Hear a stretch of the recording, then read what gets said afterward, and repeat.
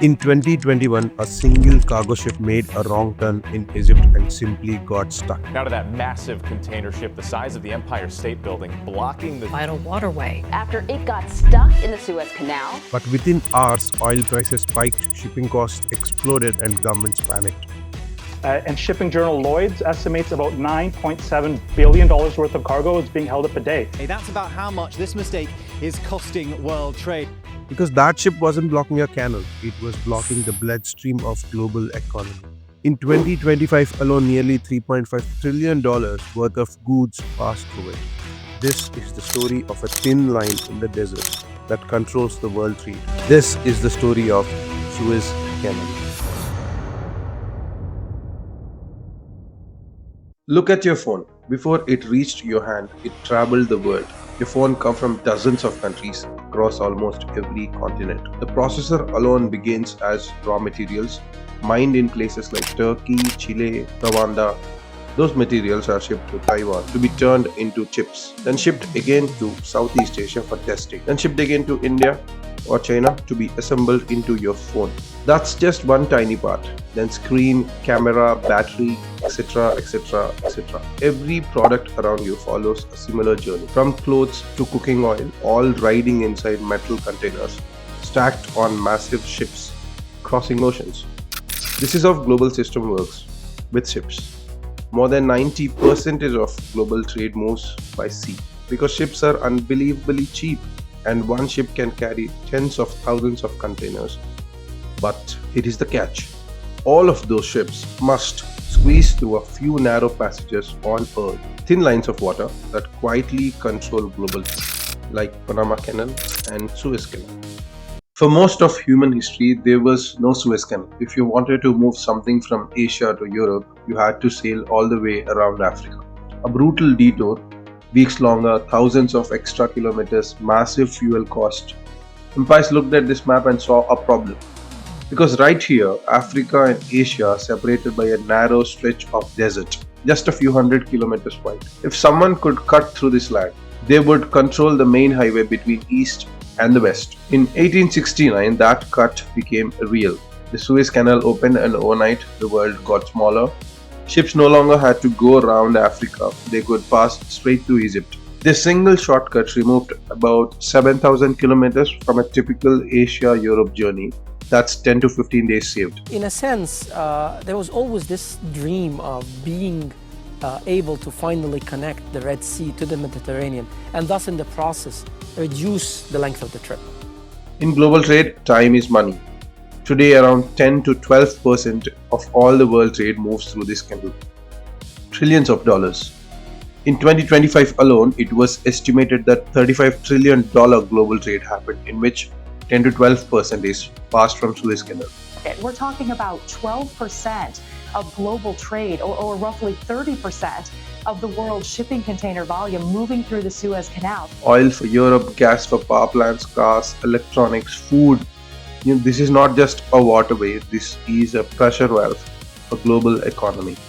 Just to put this in perspective, the Suez Canal is responsible for moving some 600,000 barrels a day of Middle East oil to the US and Europe, some 800,000 barrels to China. Oh, a lot of oil, but also consumer goods like cars and furniture and clothing. When ships move smoothly through Suez, prices stay calm. When something blocks it, like Ever Given, the prices jumped. Because the world has no cheap alternative. Going around Africa is possible, but it's slower, more fuel, more time consuming, higher insurance, higher cost for everything you buy. Their other option is to reroute through the Horn of Africa.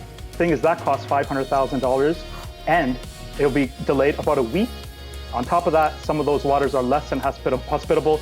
You'd have to deal with pirates. Which means something uncomfortable. The global economy is balanced on a shortcut, and that shortcut sits inside Egypt. When something becomes this important, it stops being just infrastructure, it becomes power. Long before Suez Canal existed, rulers and engineers imagined a man-made river cutting through the Egyptian desert, connecting the Mediterranean Sea to the Red Sea. In the 19th century, a French diplomat named Ferdinand de Lesseps convinced Egypt ruler that such a canal could be built and that would transform Egypt into to the center of global trade. For trade coming from the Far East, which would come to Egypt and then would be divided into the 5 trade routes going south to the Sudan, west to North Africa, north to Europe, the Ottoman Empire. And it's a distribution center, if you like. Construction began in 1859. For 10 years, tens and thousands of Egyptian laborers dug through sand and rock by hand. Many died from exhaustion, disease and hunger. The canal was not just engineered, it was paid with human lives. Usually corvée is done on your own region, but they were now removed from the region, taken to the Suez Canal and forced to fend for themselves. And since their families couldn't be supported, they followed as well, so it uprooted the whole population. In 1869, the Suez Canal opened. The journey between Europe and Asia suddenly became weeks shorter, and the world immediately understood what this meant. The canal was in Egypt, but Egypt was poor, deeply in debt. When Egypt no longer paid loans, it was forced to sell its shares in the canal. Britain bought them. Without firing a shot, Britain became the dominant power over the most important shortcut on earth. From that moment on, Suez functioned as a British imperial artery, oil from the Middle East, goods from Asia, power flowing into Europe. For decades, British soldiers guarded the canal. Britain did not officially own Egypt, but it controlled Egypt's most valuable asset. By 1950s, the world was changing. European empires were weakening. Colonies were demanding control over their own resources, and Egypt was one of them. In 1956, Egypt's president announced that the Suez Canal would be nationalized.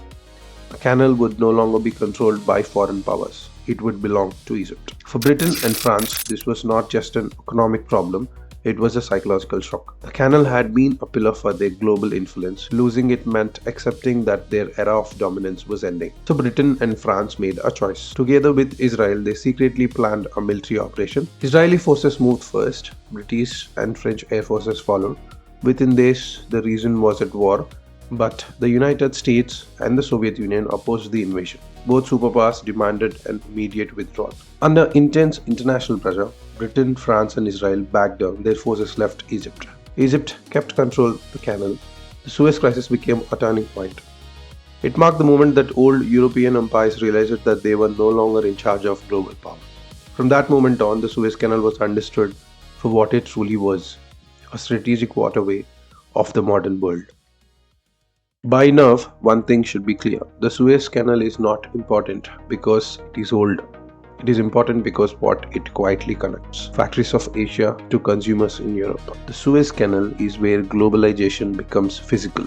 Every day, thousands of ships move through the narrow passage, each one carrying pieces of the modern world. This is why a single blockage in this canal can move markets. A country that controls this canal does not need to threaten anyone. The geography itself is threatening. As long as the ships keep moving through Suez, the global system feels stable, predictable, and normal. And the Suez Canal is one of the main reasons the world still feels connected. That is why the Suez Canal is insanely important. Before you go, I've pinned a comment in the comment box, which I genuinely don't know the answer to, and I love to read your perception on it. And most importantly, subscribe to Thought Effect. Bye.